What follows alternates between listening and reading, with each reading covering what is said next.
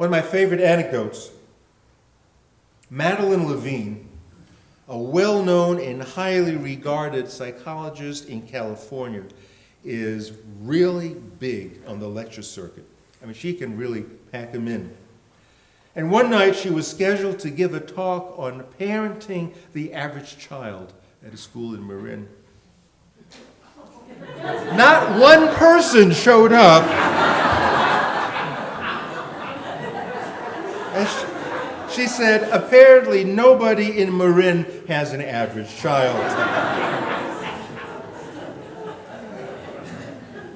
Well, yes, there truly are some extraordinary kids out there. And it's tough to digest the fact that not all students can meet that level of performance. But we need to remember the actual truth. The actual truth is that most kids have talent in some areas. And they are average in many areas and subpar in some. As well-intentioned parents try to pave the way for their children's success in academics, well-paying careers, Olympic finalists, anything to give their kids an edge, the parents cling to a very narrow definition of success. There are other variables to be considered in measuring success. I can think of, well, what does it mean to live one's life with integrity? And what about the concept of compassion? Although overly protective of our children's psyche, we still need to raise the question, how do our children develop empathy when coddled to believe that they are the premier people who matter? What do we tell our children about life's suffering and life's tragedies? Do we just pay attention to how they process the event? Or do we teach them the capacity for empathy? In her book, The Blessing of a Skinned Knee, psychologist Wendy Mogul argues how poorly we equip our children with the skills to respond to another's pain. She talks about how as children, when a tragedy occurs, we're often given nothing to do but nurse our own feelings. I will always remember my own discomfort when my daughter at age 6 encountered her first tragedy, and it was an enormous one. For some reason, and it's not from my side of the family, she had an intense interest in science and space exploration. And when she learned that Christa McCullough would be sent into orbit on the Space Shuttle Challenger, she would be the first teacher to do so, my daughter could hardly contain herself with excitement. Teachers are heroes to many first-grade girls. As she left for school, I promised her, we're gonna watch it all. We're gonna watch as much as we could when she comes back from school that afternoon. The TV, however, during the day showed a very different scenario from what anyone expected. The Challenger disintegrated in 73 seconds after takeoff. What do we tell our children? I worried about the toll that this might take on my daughter.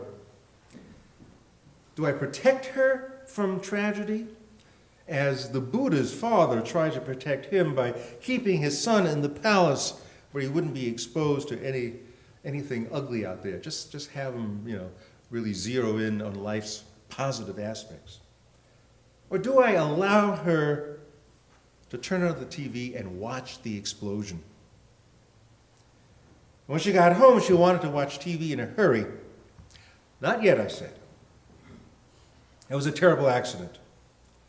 All 7 people died, including Christa McCullough. I said, they are our heroes, even though they didn't finish what they set out to do. Do you want to see what happened? And she said she did. And I told her we were only going to watch it once because it made me too sad to see it over and over again, which is what they were doing all day long. Okay, just once, she agreed. We saw it, and we both cried. I didn't baby her, nor try to process her feelings. We talked about how especially sad it was for the children, the school children in the New Hampshire classroom where Krista McCullough taught. We talked about risk on a first grade level. And then she said she wanted to be a teacher who went into space. It made me think I didn't do a very good job explaining risk to her on her own.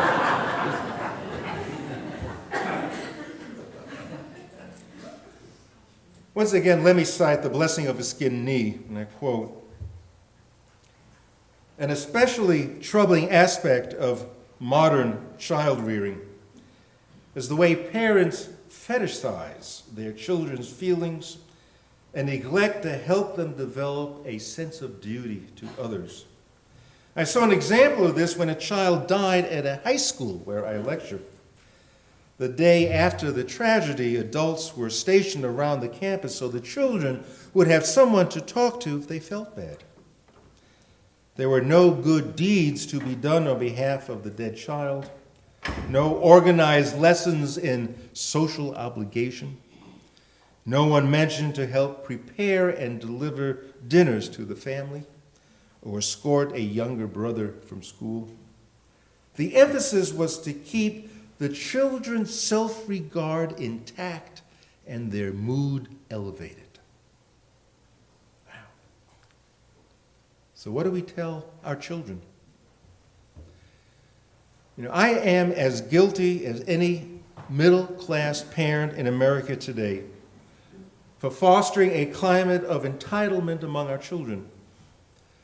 I got sucked into the fear of my children falling behind other children in this fiercely competitive world where indeed opportunities are shrinking. But opportunities for what? Success?